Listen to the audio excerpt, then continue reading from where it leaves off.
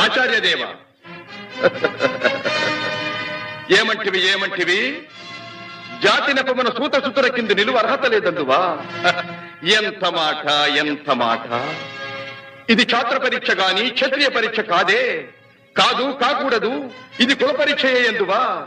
నీ తండ్రి భరద్వాజుని జననమెట్టిది. అతి జుగుప్సాకరమైన నీ సంభవం ఎట్టిది.